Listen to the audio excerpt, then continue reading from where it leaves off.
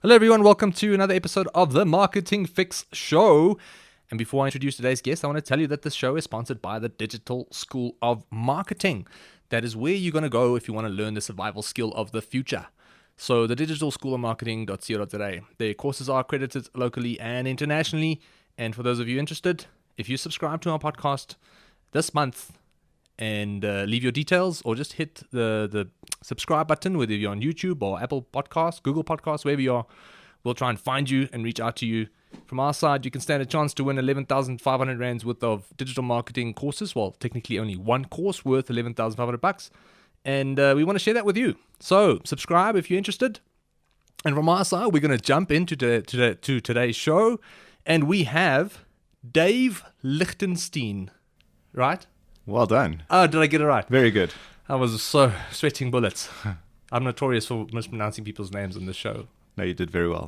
Well done. Thank you, Dave. Thanks for joining us, man. Today we want to talk about email marketing, B2B outreach, anything related to helping service businesses grow from an outreach perspective, but predominantly email, because that's what Superhuman Sales does. And you're one of the founders of Superhuman Sales, correct? Correct.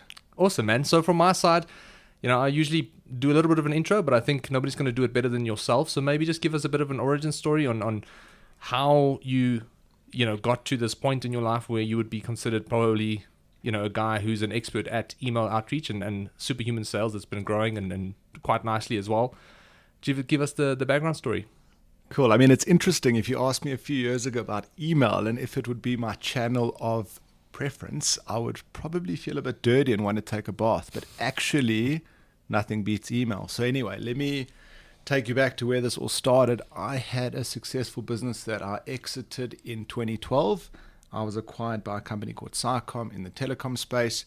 And working in that business, the biggest challenge we had is the phone never rang with the right kind of lead at the end of the line. So we would get leads, and often we would run paid ads, and we would get a whole host of different kinds of leads coming in. We'd have to spend our time disqualifying the wrong guys from the right guys, and really we're only left with a handful of really quality leads. And I didn't have a solution for that back then, and had to just kind of continue with following the normal channels, but decided that it was time to leave Cycom. I'd been working there for a long time after they acquired my business, but I got that entrepreneurial itch, and it was time to move on. So I decided to write a book on sales. I self-published a book called Selling in a Shit Economy, available on Amazon. Oh, really? And the whole idea there was actually to have this book and sell it. And as people became more and more familiar with me, I would then try and upsell them to kind of higher ticket items, very much the way that you guys run your funnel systems. And what stuck, though, was really the methodology that we built around that, and we pivoted and we started to generate leads for corporates using this methodology that we built. So the digital product stuff got shelved. The book is still available, and people take me seriously because I'm now an author. But in reality, it really paved the way for me to become a lead generation business using email as the primary channel.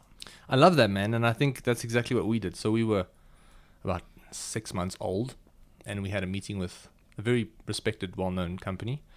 And after telling them how long we've been in business, they didn't take us seriously, regardless of my 10 years experience and Gilbert, probably 8 years experience. And I said to him, I was like, you know what, this is never going to happen again. It's about changing people's perspective when you walk into a meeting. And that's one of the reasons why we published our book, Adjust. And we're working on a next book next year, which hopefully should publish next year. And I don't want to steal your title, but the title is supposed to be the recession-proof marketing strategy or the recession-proof sales strategy. But I love the title, Selling in a Shitty Economy. So maybe just tell us a little bit about that in terms of, I'm assuming it's got to do with email marketing, correct? It actually has nothing to do with email marketing. Oh. It has to do with how I kind of built my previous business using referral marketing to generate leads. Okay. And referrals are great. I mean, nothing beats a kind of hot referral from someone you know and someone you trust. But the difference with the referral versus, say, email prospecting or LinkedIn prospecting is that it's not predictable. You don't know when you're going to get the next big referral. So really, email marketing kind of just happened and continues to happen because you can't hide behind website stats or kind of these vanity metrics that don't make sense if you don't have the right person in the right organization responding to you to say, hey, I'm interested, let's chat, you don't have a lead, or you don't have an interested party. So, that's the big thing. It really, it's in front of you. Yeah. And people know if it's working or not. 100%. And you mentioned the trusted referral, and I think it's Mark Zuckerberg that said that the trusted referral is like the holy grail of advertising. But you also mentioned that there's a big con to that, and that is that you can't predictively scale it.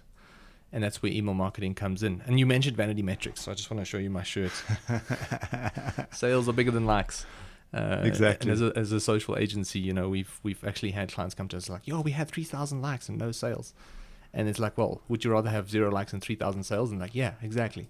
And that's what it comes down to. So from our side, Superhuman Sales, maybe give us a little bit of a context to the business and what you guys do, and then we're going to start talking about the core nature of the business. Cool. So really, we have data on pretty much anyone and everyone anywhere in the world. When I say data, I'm talking about third-party data, and it's all public data. So this isn't a Cambridge Analytica funny, dodgy situation where I have people's ID numbers, their mother's birth dates, and all that kind of stuff.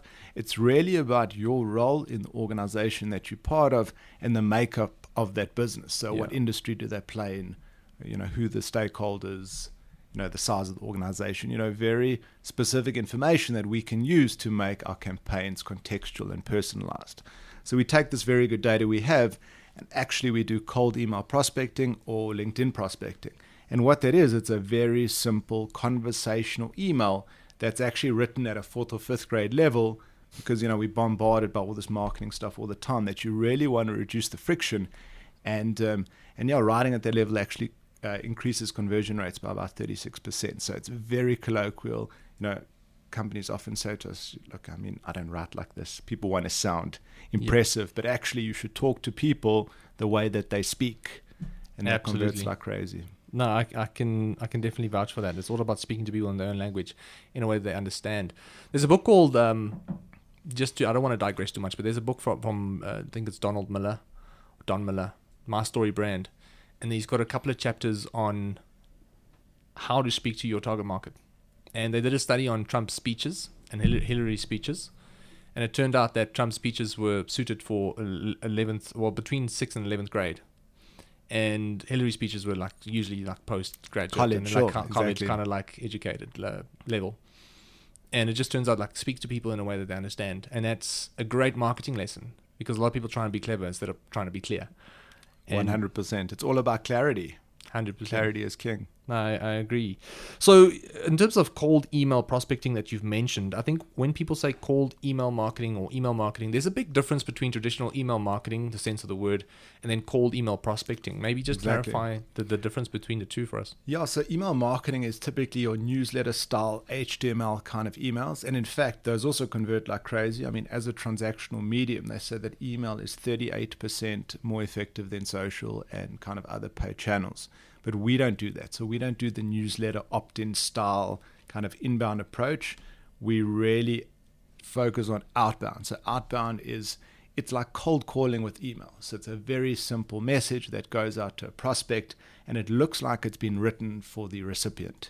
And we're just able to do that at scale. So a lot of the magic is writing these emails in a way that people look at them and say, hey, this person thought about my needs and requirements, and they weren't just spamming the SHIT out of me. I don't know if I'm allowed to swear on this podcast. So. We'll just bleep it out if it happens. Cool. Awesome. No, you're absolutely right. And I think a lot of people, when it comes to email marketing, people think about the take-a-lot emails they get on a daily basis. And to some, that's very annoying. So the moment you say cold email prospecting, they kind of put you in the same category, going, oh, no, I don't want to, send mass emails to people. And that's obviously something different. The people traditionally use a MailChimp software tool, and they start communicating with their own databases. And it's big. People are sending bulk emails, where we really want to mimic how a normal person would send email on a day-to-day basis. So if you're a salesperson and you're prospecting, they say you should email between 30 and 80 people every single day. So that's not a lot of email at all.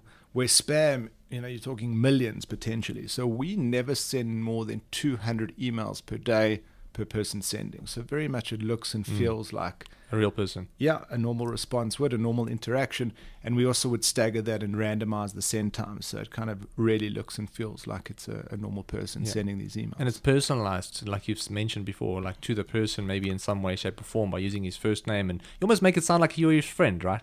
Yeah, look, it goes deeper because we look at the company and we try and understand the company's makeup so we can really add a lot of that to the email itself. So it's not only personalized to him, it really talks to his context and his situation. And it's almost, I think you've also mentioned like it's automated at the end of the day, like, or it's scalable in a way where you can do this at mass, even though, 200, like, no, I don't think anybody's sitting there sending 200 mails manually every single day. And maybe just put some clarity behind that this is something that, a business can obviously utilize a service like yourself, or someone can, choose to send 200 mails a day themselves, essentially.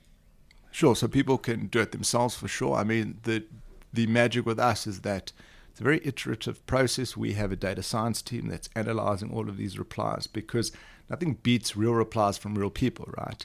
Because it's a real person. It's not anonymized. It's not some like fancy story that's happening in the background. These are real people saying, hey, I'm interested or I'm not. And by analyzing these replies, you can really get better over time. I mean, small percentage increases week on week swing the biggest doors over a long period. So really, that real person response makes a big difference.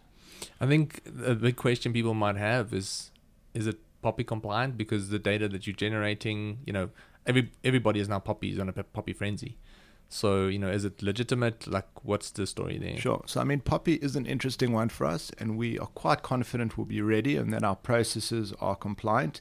A good one to look at is GDPR. So, GDPR in the UK and European Union has real teeth and significant fines, and we've been aligned to GDPR for a very long time now. And a function of GDPR says that as long as there's legitimate interest, you're allowed to email a person. And legitimate interest means you've really taken the time to understand his situation. And there is interest for the email that's going out. So, for instance, the company that you're working with has had a lot of success dealing with CTOs in companies from 200 to 500 staff. They've got case studies, success stories, etc.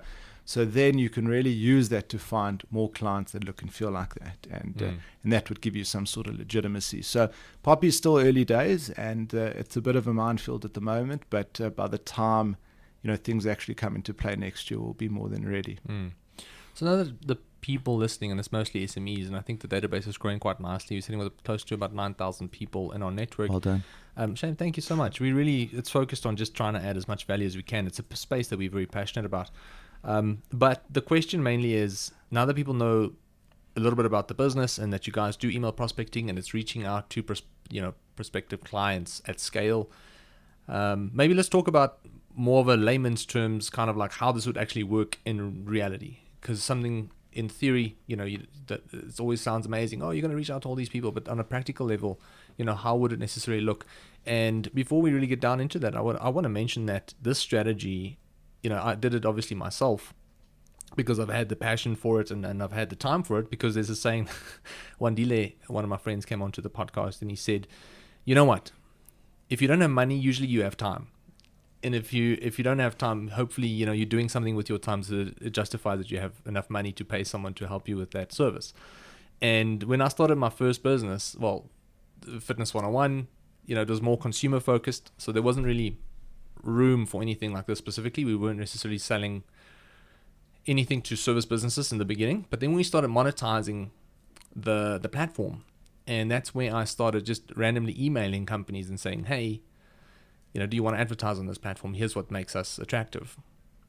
And I did that purely just manually, one by one. Every day I tried to find someone's email address and I tried to get an advertiser on board. So I sent about 20, 30 mails a day.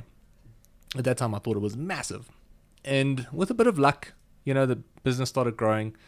And it was purely because of the strategy and also just in the increase in popularity of the platform that we had. But when I started VA Media, I obviously did a lot more research on cold email prospecting, cold prospecting on LinkedIn as well. So when I started the business, I had a specific strategy on how I'm going to get past just my own referral network. Because obviously, having left a company, I went to my low-hanging fruit and I said, hey, I've got some free time. Do you want me to help you with your marketing or anything? And 2 or 3 people said yes, and that's how I got my first couple of clients. But the question is, how do you predictably scale the business from there?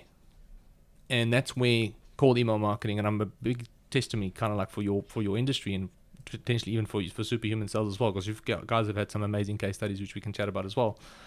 But that's how I managed to grow the business in a predictable fashion. It's all about sending potentially 100 mails a day, knowing that I'm getting 10 people to reply who's interested, and then one who wants to actually, confirm a meeting with me. And then if I have 10 meetings a week, one of them become a customer. It means I've got one new client every single. Do you want a job? So essentially, it's a numbers game, right? And I think yes or no. Yeah, that's an interesting point. Yeah. I mean, to an extent, it's a numbers game, but really, if your campaign isn't performing, it doesn't matter how many emails you send, you're not going to get the results. So true. Really, the magic is being able to send as few emails as possible for the highest result. Yeah. And the highest value prospect. I mean, that's what it's about. Because we can hyper target people very specifically. We can go after really high value ticket items, decision makers, CEOs, and the like. Whereas, kind of an inbound strategy, you get what you get. And this is the reverse. So you'll get much less leads, but the deal size should be much bigger. I mean, Salesforce did a study recently, and they said that the deals that they closed from outbound or email prospecting were 10 times larger, 3 to 10 times larger than inbound. And a lot of that has to do with being able to hyper target people and go after the people you want rather than just have people come to you. Yeah.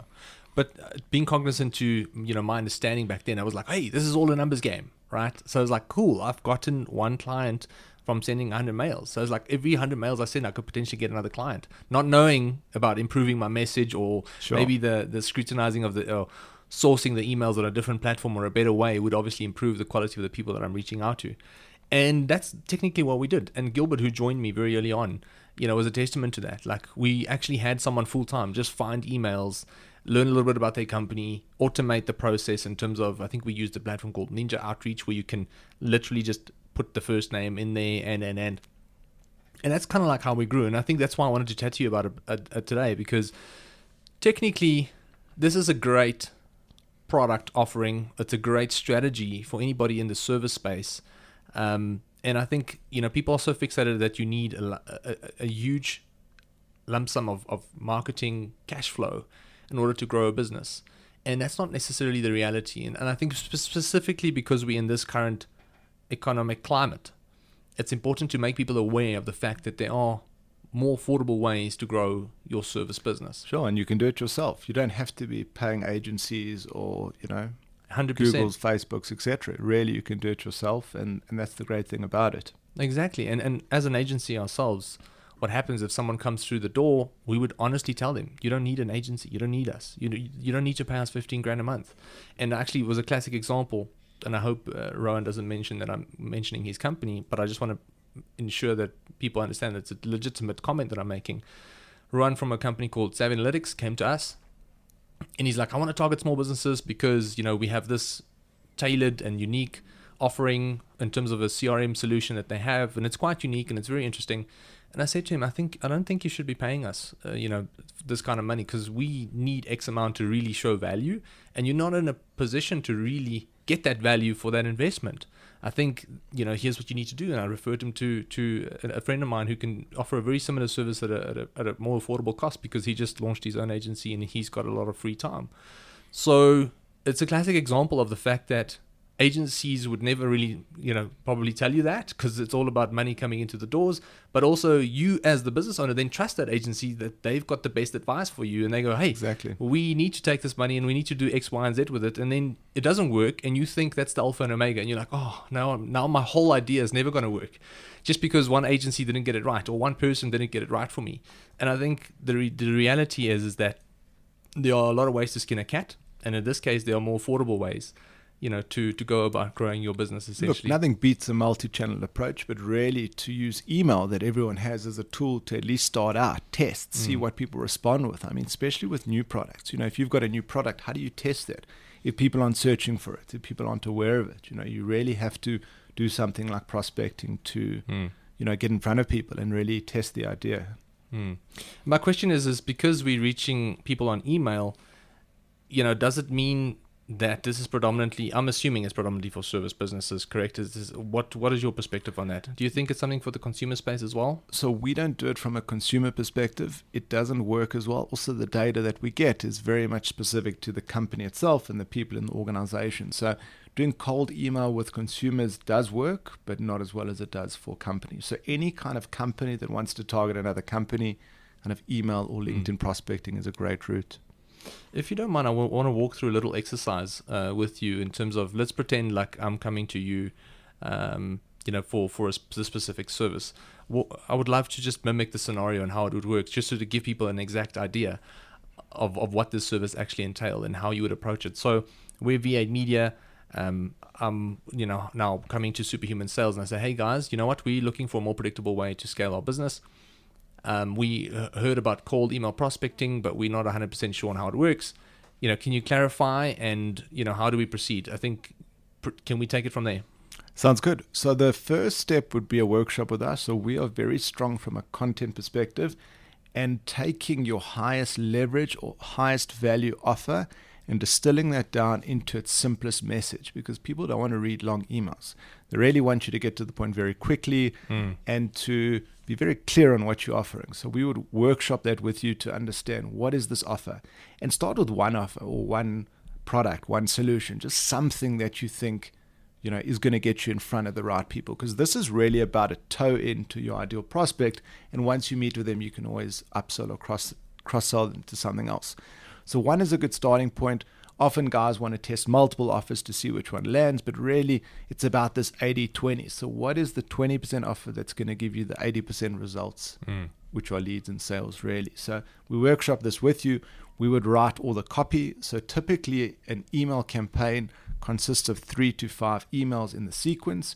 And how the sequence works is that it starts small. So it's a very short message. And as it goes, the message gets longer and longer. But what happens is the emails are automated, but if someone responds, whether negative or positive, that sequence pauses and your sales guys then take over that conversation. So as soon as someone replies, that sequence pauses. So our job is really the toe in there. And how it works, we integrate into your mail account, because because of the personalized nature of email, you want the email to come from a real person. So we hook in your email account, we hook in all the copy, and then we put in our database. So as part of the workshop process, we unpack who this ideal prospect is. So, what industries do they work in? What is the size of the organization? What are they typically called? I mean, is it a CEO, CFO, etc.? And then again, it's this marriage between very good conversational copy and very good data. And it's quite simple if you think about it. It's a series of emails, it's good data, and the magic is kind of in the subtleties of how we do things. The first thing you mentioned was understanding your most attractive offer or your unique selling point. And it's very sad to say this, but a lot of people don't actually know what their USPs are. And I don't know what your perspective is on that, because that's the biggest hurdle we have as an agency. Companies come to us and say, like, I want to spend money on Google or Facebook. Let's go. And I'm like, hold on. Let's do a workshop similar to you guys. We started doing, Zoom work, kind of like a 2-hour workshop where we really just go granular into the actual business. And when it comes to the USP, which is usually first, people go, oh, we have great customer service. I'm like, well, hold on, that's not a USP. Exactly, that's not a distinction. And that's a really great question. The thing is, you're actually not a good judge of that, because you don't know. You're too close to things. And typically the best judge or judges are your clients. And really, to research your customers and find out what they think about you will be very different to what you think. So often as part of our process, we'll do that. And the research really highlights so much about what you think your offer is, how you should position it, etc. And often it is so different to what you think. I think it comes down to, if you have existing clients, ask them really what's the one thing that they love about your service, and what do they hate. 100%. What do they hate? Because you can articulate that's something the decision maker who you're reaching out to doesn't have to worry about, because it's a pain point usually for someone.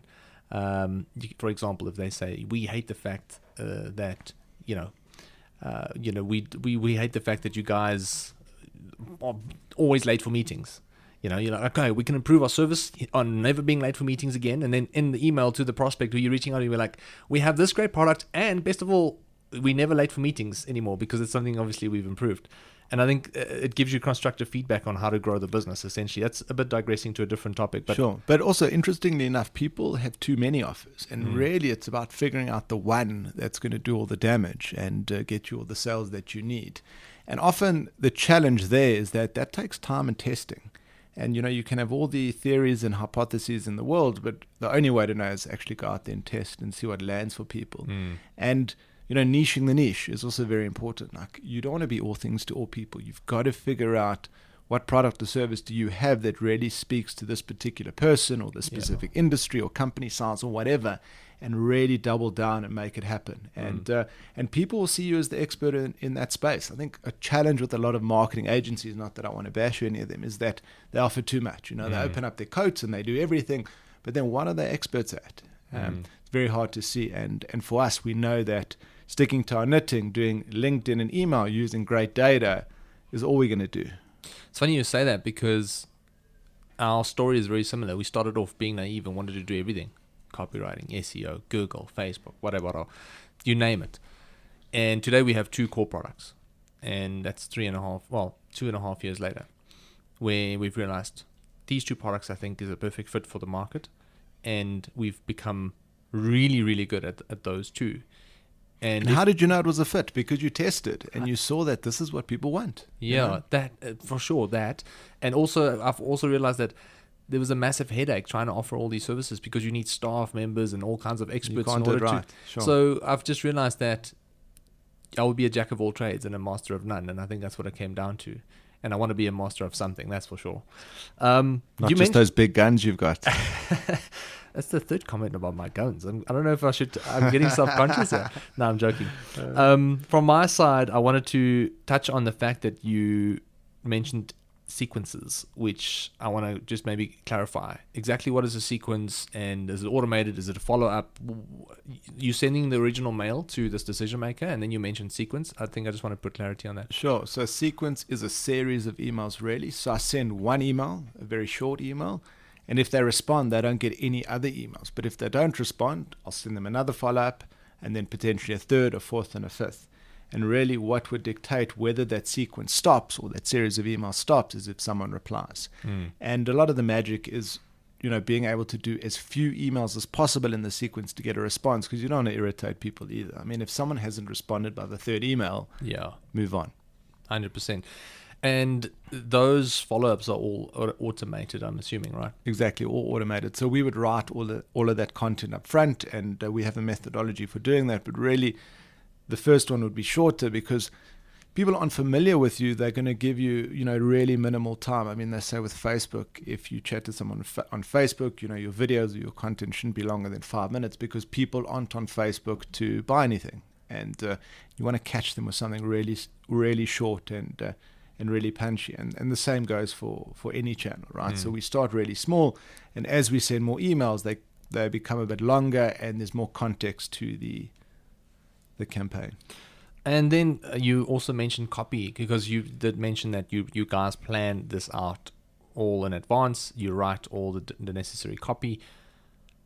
Like, how important is the copy really when it comes to these things? Yeah, I mean, copy is everything. I mean, look, you need the copy and the data, but copy done well makes all the difference. And again, no jargon, no funny verbose language. Talk to people in simple English. In fact, agencies aren't very good at this often. They write this kind of convoluted, complicated stuff to sound cool, but often you don't really know what it means, and you have to speak in simple terms so people understand. And some of the best people are just the business owners to write these emails. You find that, the simpler the better. So you don't need an expensive copywriter to do it. You can often just do it yourself, but the trick is short and sweet and to the point. No jargon. And I mean, I always think back of like the guys of like Gary Halpert, and is it Dan Kennedy? Is it Dan Kennedy? I think it's Dan Kennedy.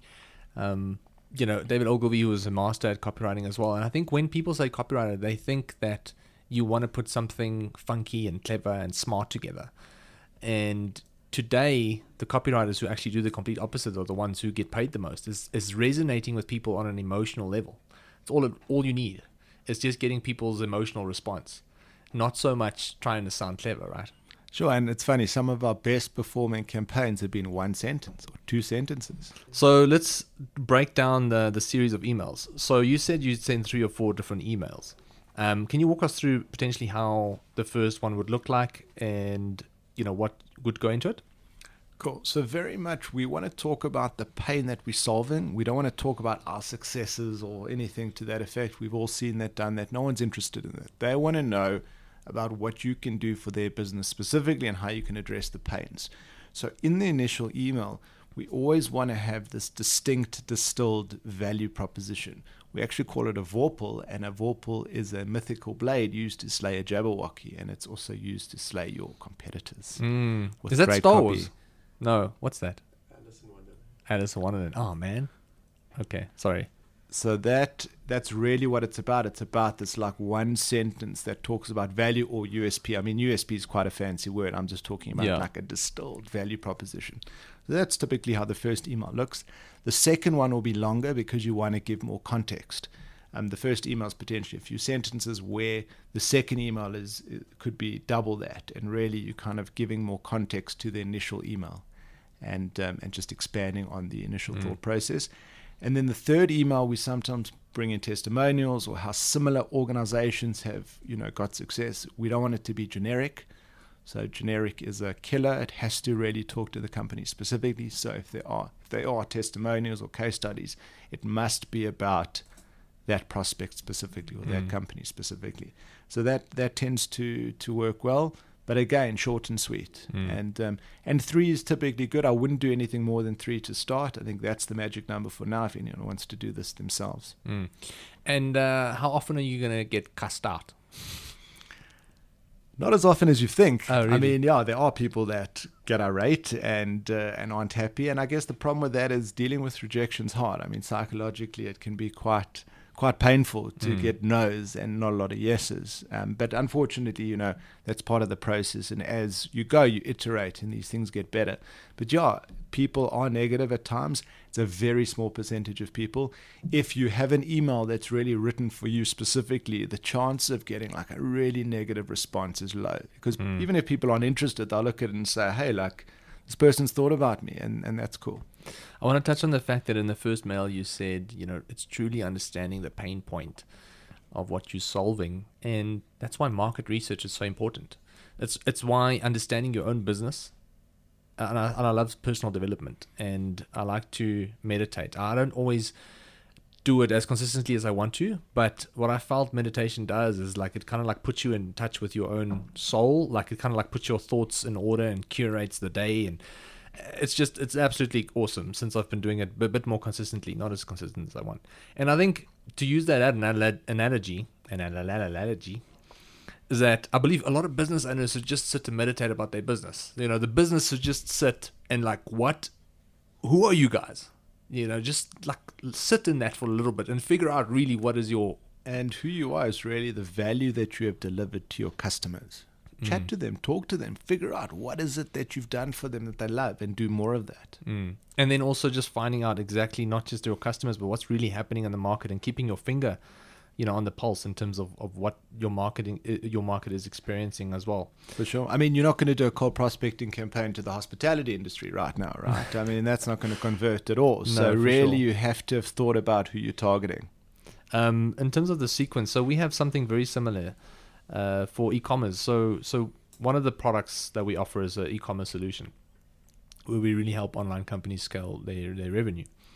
And what we've seen is that a lot of people would add a product to their cart, commence with the checkout process, leave the mail, and then just decide not to continue. And that's normal. Like a lot of people think that, there's something wrong with my site. And if the percentages are a little bit out of hand, of course, there's improvements and tweaks and optimizations you can make.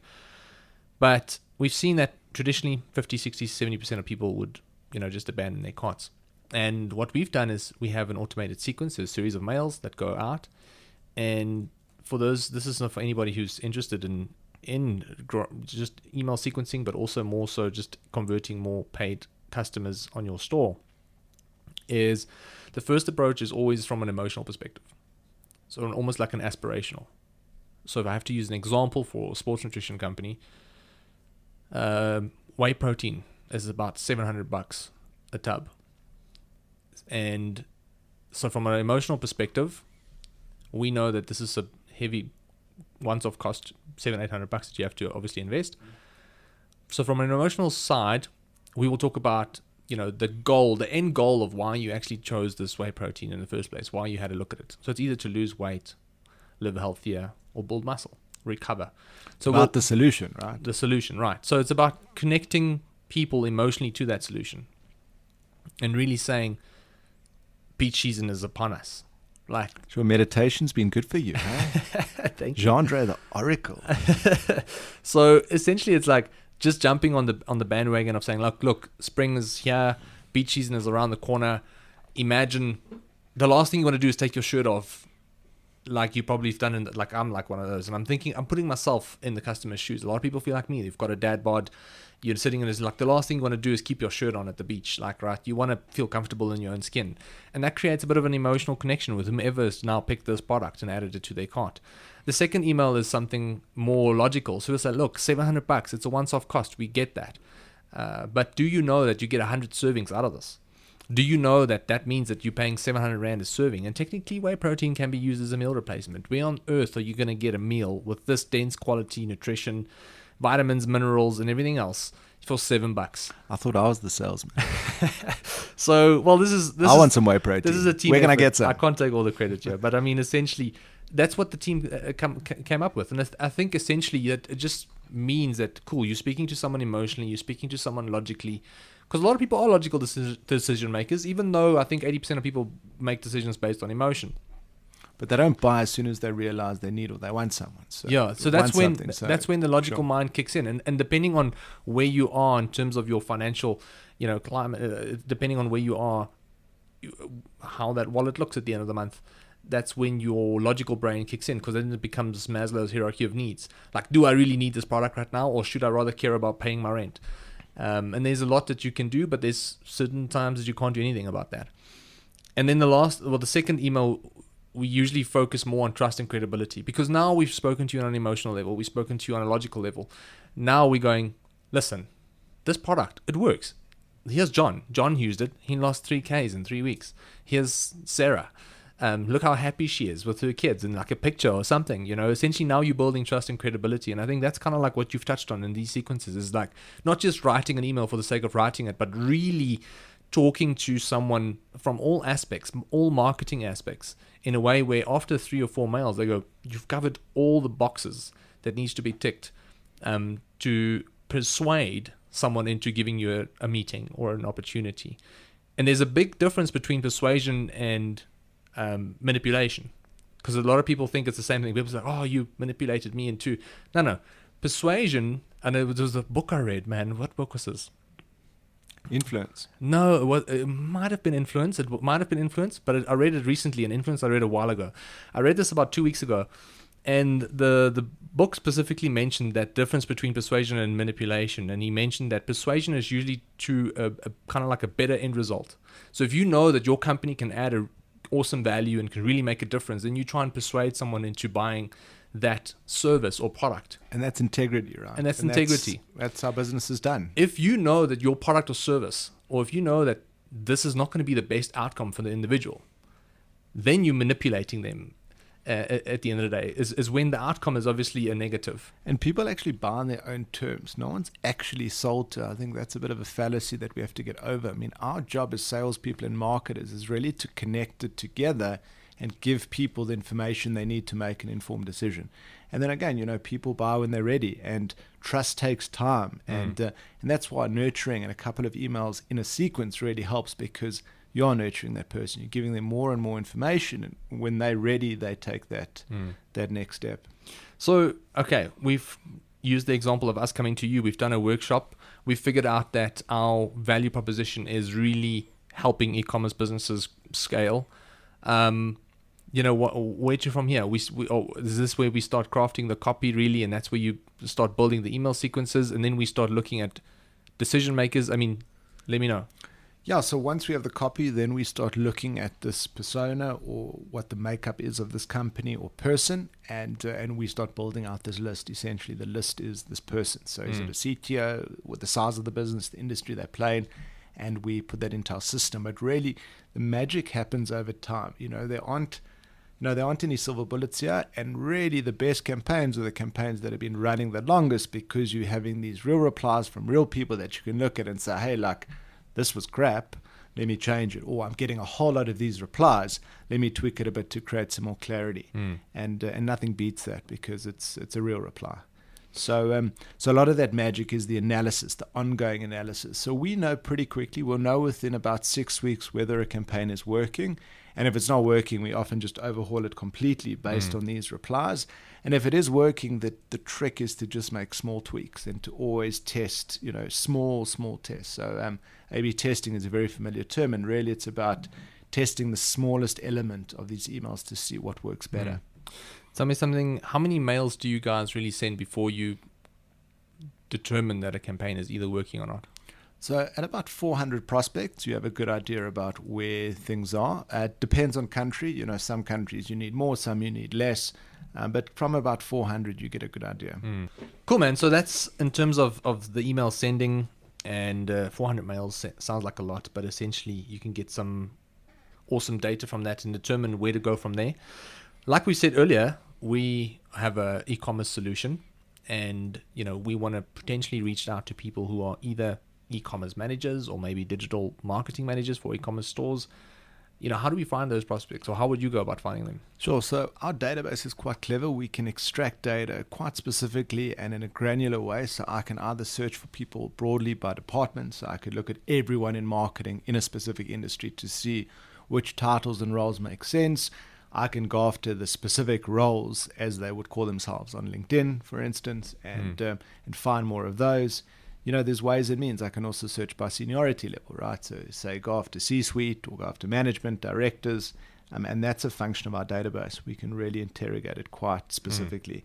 And it's an iterative process again. So typically what we would do is provide a lay of the land. So you would say to me, we're looking for companies that are 50 to 200 in retail, and who should we talk to? And we'll pull a list of kind of all the decision makers, everyone in marketing, everyone in sales, and we'll workshop that with you to see who we want more of and who we want less of. And we go from there. And what's the end result technically? Is it meetings?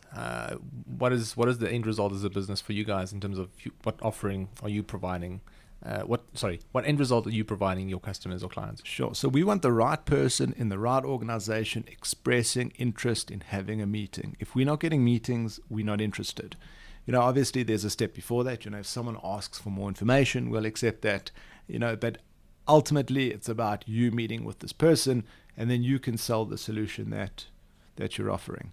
And basically after you've sat with this individual, or maybe this, I'm assuming you can just track it back to say, this decision makers came from this campaign, and if the business owner or the sales individual on the other end now from the client side could say, look, this is a bad quality lead or a great quality lead, you just do more and less, or what you've done. Exactly. So the longer you do it, the better it goes. Again, 6 weeks is typically where we start understanding if it's working or not.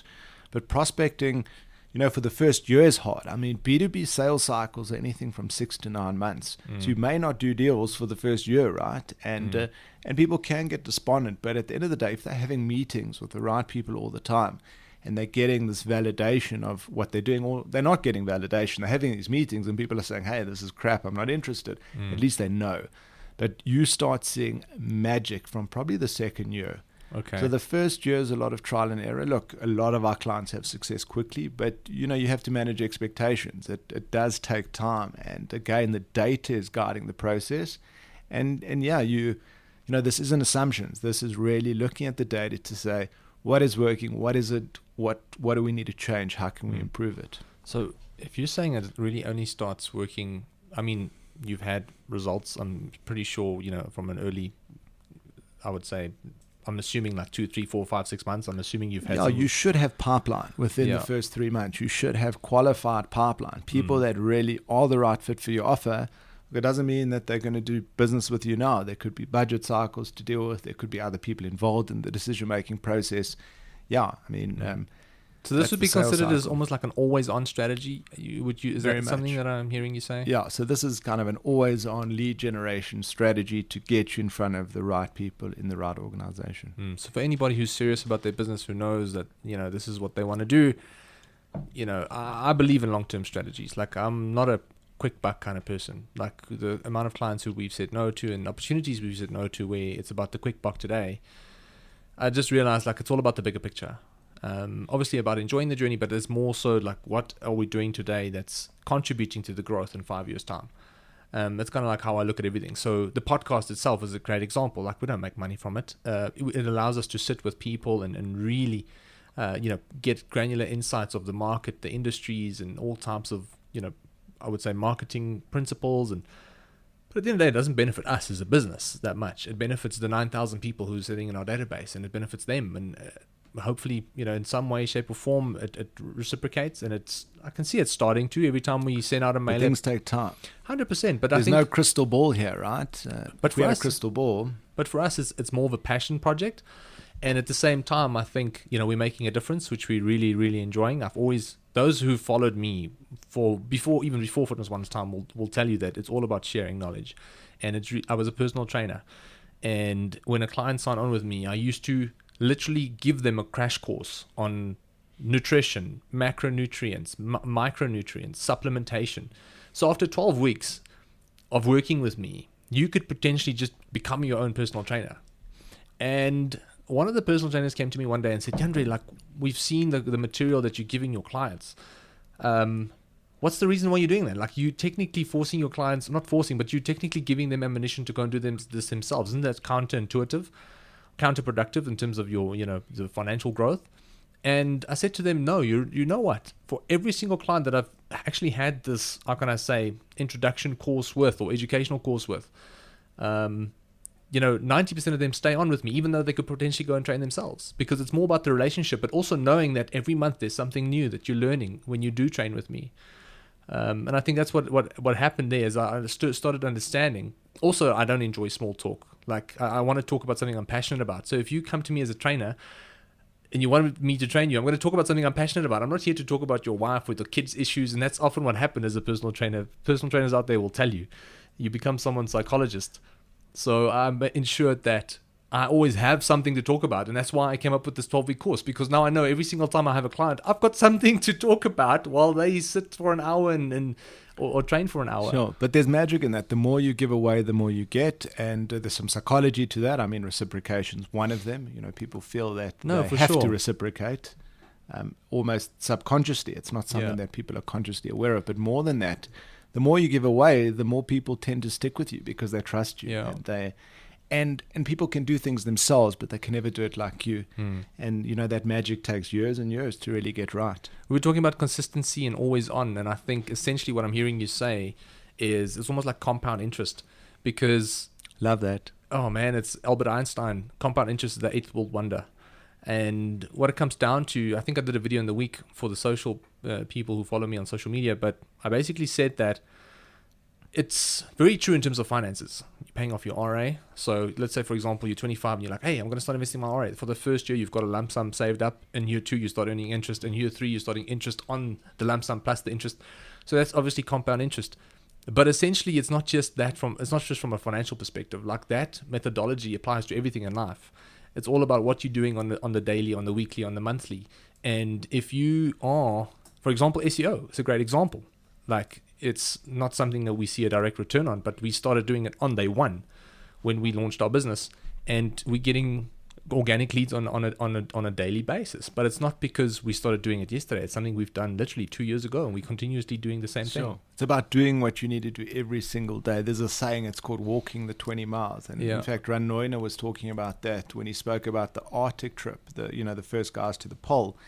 And actually the guys that made it to the poles, all they did every single day was what they had to do, and they walked the 20 miles. And they had, they didn't have the tech, they didn't have the equipment, the crew, and it's about just grinding and doing what you have to do every single day.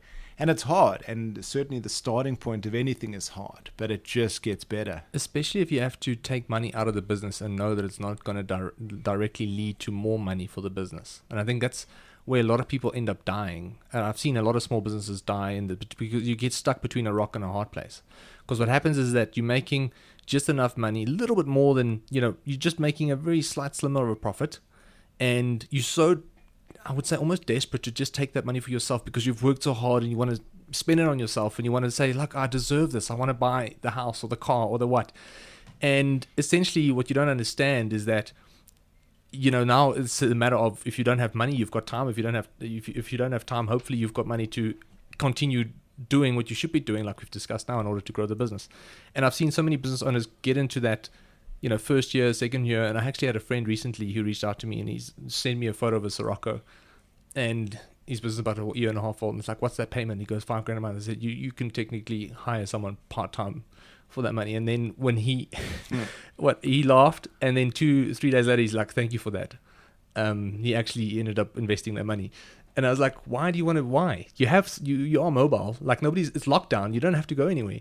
It's such a silly investment. And I think people think about these investments differently, and I think every single time, ask the team here, every single time there's an investment for the business, I'm thinking about what it's going to be worth in 2 or 3 years time.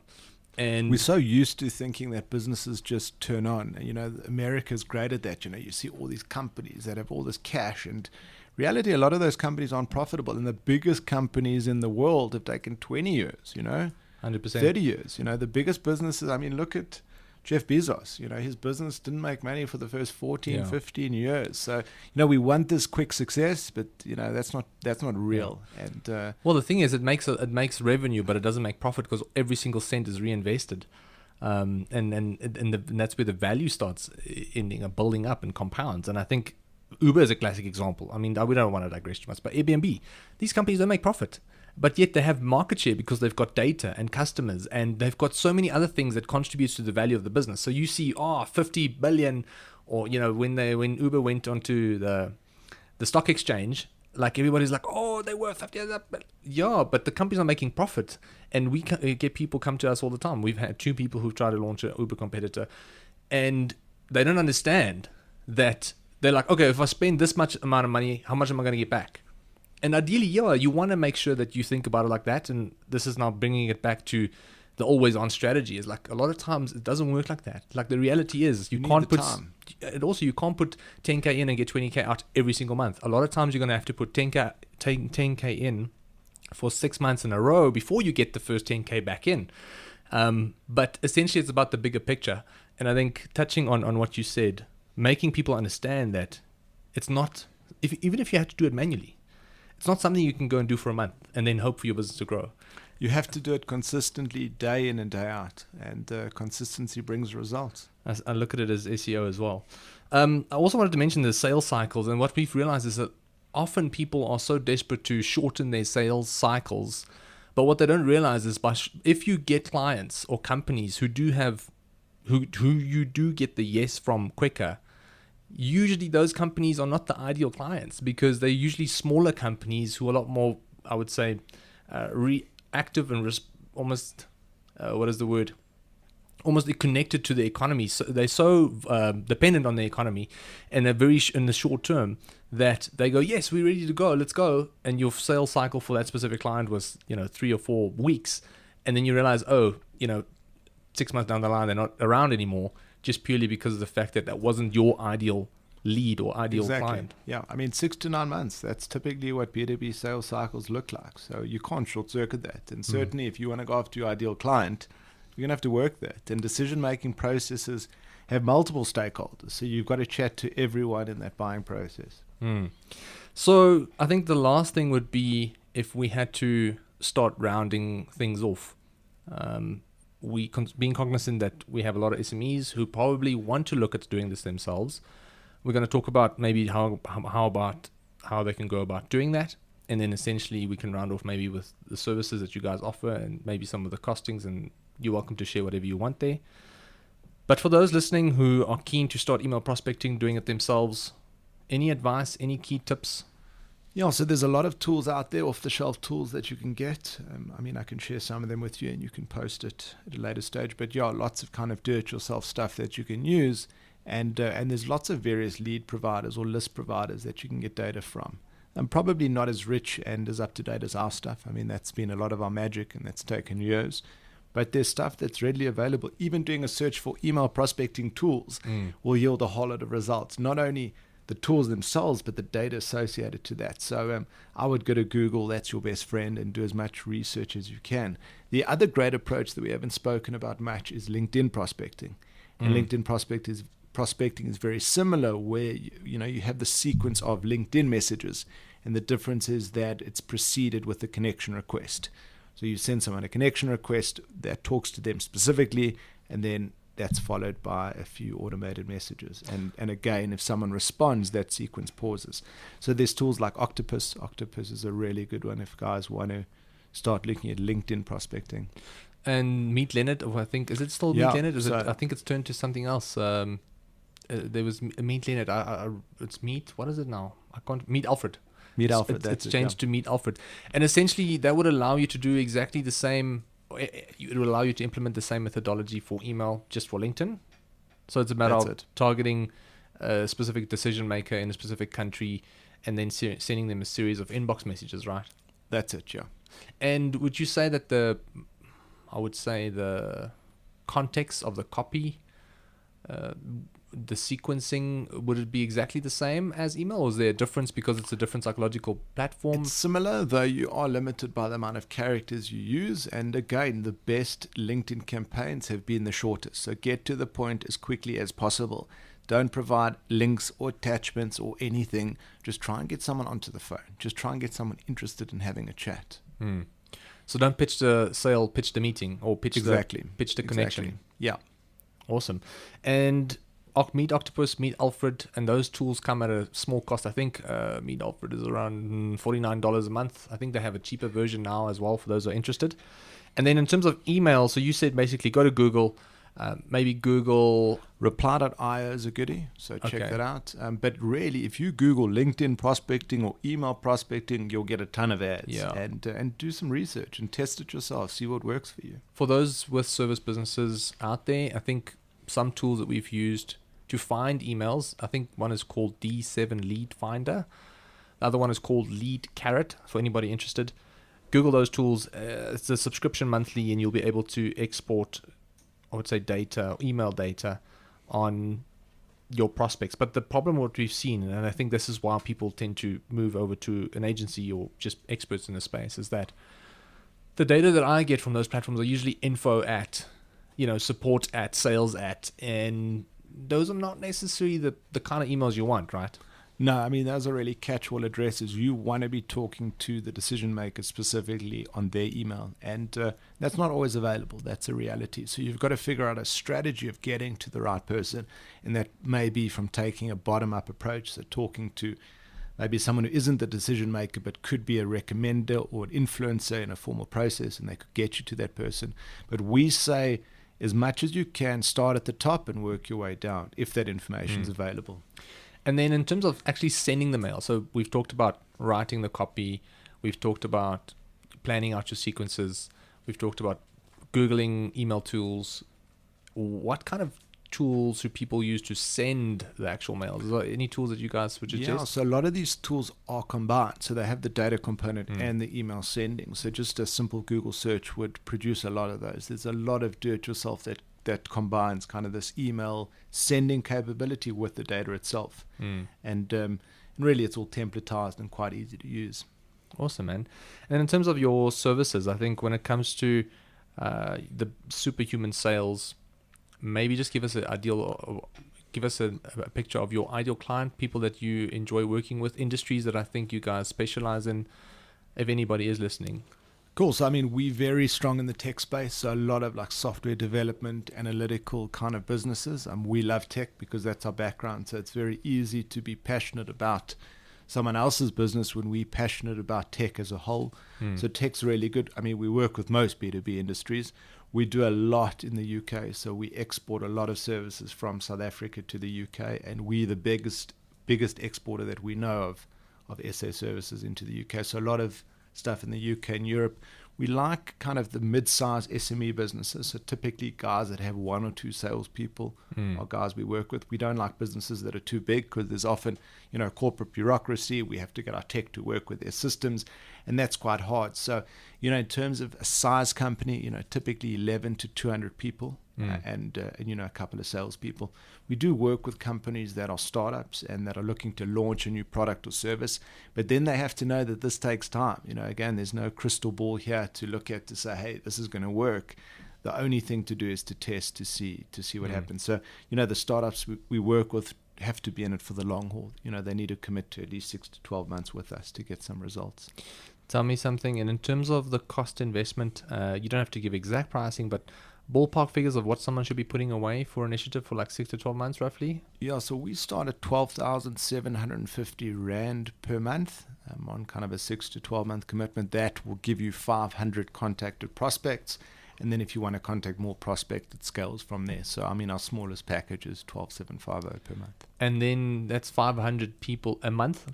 A month, exactly. Okay. And what is the average conversion rate in terms of meetings? Do you have any figures? Yeah, so we see anything depending on the industry from about 3% to as high as 20% warm reply rate. And a warm reply is the right person in the right organization expressing interest in having a conversation. Those are really the only metrics we care about. Things like open rates, click-through rates, those are metrics that help us kind of tweak the campaigns, but ultimately, if you don't have a reply from your ideal prospect, the campaign isn't working. And again, it actually doesn't matter. If you get one lead from the right company, that could change your business completely. So it really is about getting less leads, but really high quality leads. So some of our best clients are guys that have really high ticket products, stuff that costs money, anything from 50,000 Rand and up, we find works well. But yeah, the bigger the better. If you do one deal for millions, yeah, 100%. You only need the one deal, right? And you can fund it for the next 5 years. Exactly. So what I'm hearing you say is a 3 to 5% conversion rate to meetings at 500 prospects. Is that, 10 to 15 leads a month roughly? For sure. Okay. Those aren't all going to turn to meetings. Someone could be interested now, but they'd only want to meet at a later stage. So again, if you can get 15 warm replies and you can get 8 to 10 meetings, and you can convert a couple of those meetings to deals, you off to the races. Well, to put things in context, that's, close to less than 1,000 Rand a lead. And if you had to go and do that on Google, depending on what industry you're in, you're probably going to look at the same price. So it depends, again, who's managing your Google campaigns and who's managing your email campaigns, right, at the end of the day. So, look, Dave, it's been such a pleasure to have you in studio. I think you've added an immense amount of value. Thank you so much for that. I loved chatting about the topic. It's a topic I'm very passionate about. If anybody wanted to get hold of you, the team, where do we go? What do we do? So our website's probably the easiest, superhumansales.com. It's pretty straightforward, and you could just fill out a form submission, or you can hit me up at dave@superhumansales.com. Awesome, dude. Thanks again for Thank coming you. through. For anybody who did listen to that, for my mom and dad who's paid close attention to this podcast, probably the only 2 people. Thanks, Mom. Thanks for the support. For anybody who's interested, you're welcome to ask questions. Anytime to me or Dave. You've got my details usually because you're getting the mails from me. But from my side, thanks again for coming through, and we'd look forward to having you on the podcast maybe sometime again soon. Look forward to it. Thanks, Thank man. you. All the best. Cheers, guys. Have a good week.